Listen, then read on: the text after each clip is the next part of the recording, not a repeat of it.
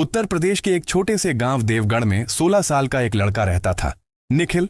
उसका परिवार बेहद गरीब था। पिता दिन भर ईंट भट्ठे पर मजदूरी करते थे और माँ गांव के घरों में झाड़ू पोछा करती थी। घर में पैसों की कमी थी, लेकिन निखिल के दिल में एक बहुत बड़ा सपना था, एक दिन भारत के लिए क्रिकेट खेलना।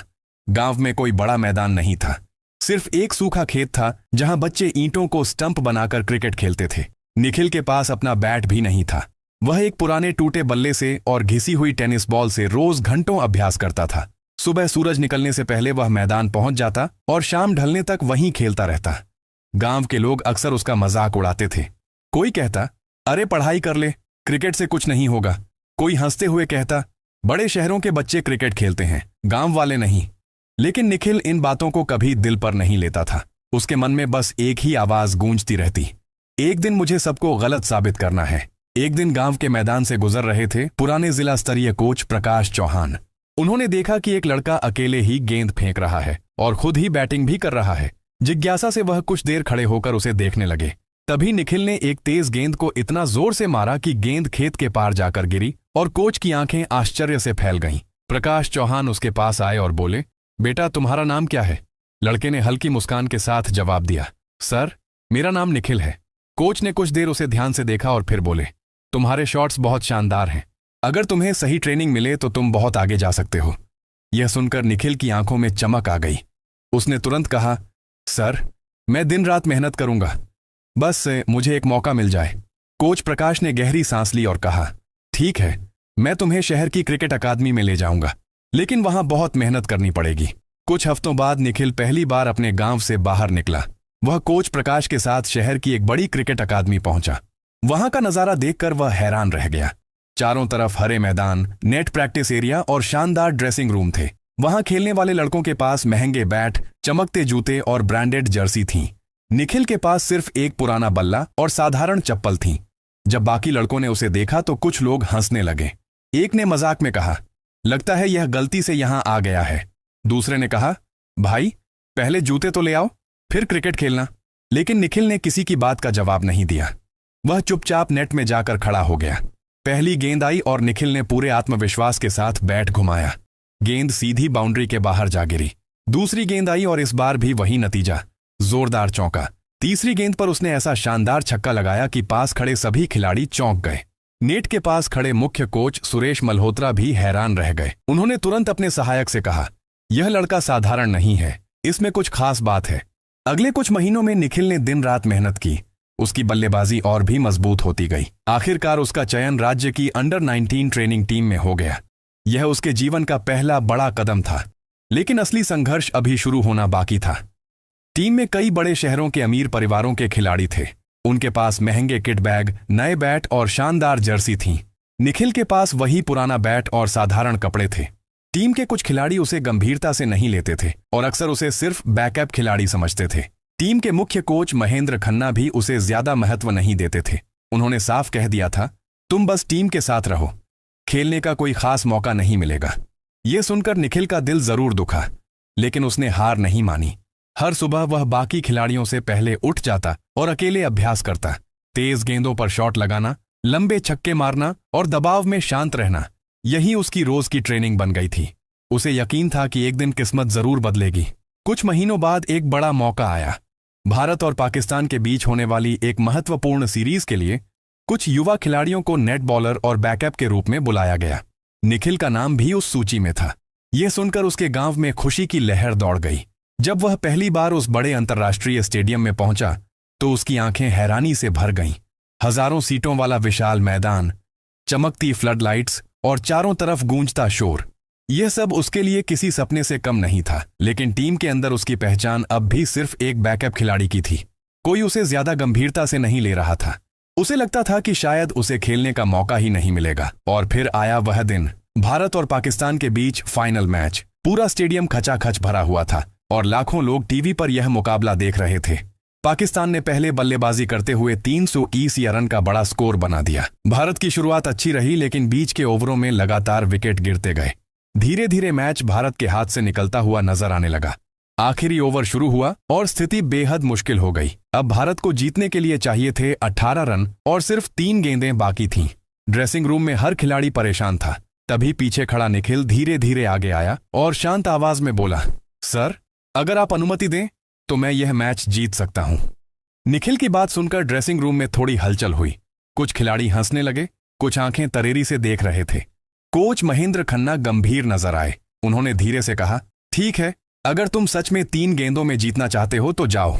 सूरज ने पुरानी जर्सी पहनी, फटे जूते और बैट उठाया। उसने मैदान की तरफ कदम बढ़ाए। स्टेडियम की भीड़ खामोश हो गई। हर किसी की नजरें उसी लड़के पर टिकी थीं जो सिर्फ 16 साल का था और जिसे कोई पहचानता तक नहीं था। पहली गेंद फेंकने वाला पाकिस्तान का तेज गेंदबाज अली रऊफ था। उसकी गेंद की रफ्तार 155 किलोमीटर प्रति घंटा थी। वह सोच रहा था, यह लड़का इसे भी नहीं खेल पाएगा। अली ने रनअप लिया और तेज गेंद फेंकी, लेकिन निखिल ने बैट पूरी ताकत से घुमाया। गेंद हवा में उड़ी और सीधे स्टेडियम के बाहर चली गई। पहले शॉट के बाद पूरा स्टेडियम चौंक गया। लोग खड़े होकर चीखने लगे, ओ माय गॉड, ये क्या शॉट है। भारतीय खिलाड़ियों के चेहरे पर भी विस्मय झलक रहा था। दूसरी गेंद पर पाकिस्तान की टीम ने रणनीति बदली। अली ने बाउंसर फेंकी, यह सोचकर कि दुबला पतला लड़का इसे नहीं खेल पाएगा। गेंद तेजी से उसके सीने की तरफ आई। निखिल ने पुल शॉट खेला और गेंद फिर से हवा में उड़ी। दूसरी गेंद भी चौंका। स्टेडियम का शोर अब नियंत्रण से बाहर था। तीसरी और आखिरी गेंद थी। भारत को जीतने के लिए केवल 6 रन चाहिए थे। हर खिलाड़ी और कोच की सांसें थम सी गईं। अली रऊफ ने खुद को संभाला, पसीने से तरबतर माथा पोंछा। उन्होंने पूरी ताकत लगाई और गेंद फेंकी। निखिल ने पहली नजर में ही फैसला कर लिया। वह बैट को थोड़ी ऊंचाई में उठाकर पूरी ताकत से मारा। गेंद आसमान में उड़ी और स्टेडियम की छत से टकराई। हर जगह तालियों और चीखों का शोर गूंज उठा। लोग खड़े होकर नाचने लगे। भारत जीत चुका था। निखिल के नाम का जादू पूरे स्टेडियम में फैल गया। खिलाड़ी उसे गले लगाने दौड़े। कोच महेंद्र खन्ना खुद आंखें नम कर रहे थे। उन्होंने महसूस किया कि इस लड़के को नजरअंदाज करना कितना बड़ा भूल था। पाकिस्तान की टीम सदमे में खड़ी थी। कप्तान और गेंदबाज दोनों चुपचाप मैदान में खड़े थे। उन्होंने अपने हाथ और चेहरे झुकाए।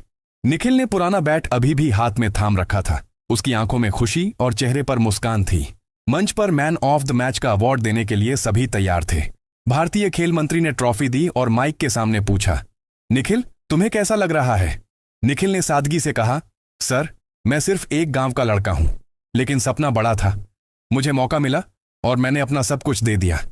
पूरे स्टेडियम में तालियों की गड़गड़ाहट गूंज उठी। लोगों की आंखों में आंसू थे। निखिल ने साबित कर दिया कि हुनर और मेहनत, चाहे कोई भी हालात हो, असली पहचान बनाते हैं। कोच महेंद्र खन्ना और अन्य खिलाड़ी उसकी तरफ हाथ जोड़कर सम्मान देने लगे। निखिल को गले लगाते हुए भारतीय खिलाड़ी भावुक थे। विराट पंड्या ने कहा, तुमने हमें शर्मिंदा होने का मौका ही नहीं दिया। असली क्रिकेट यही होता है।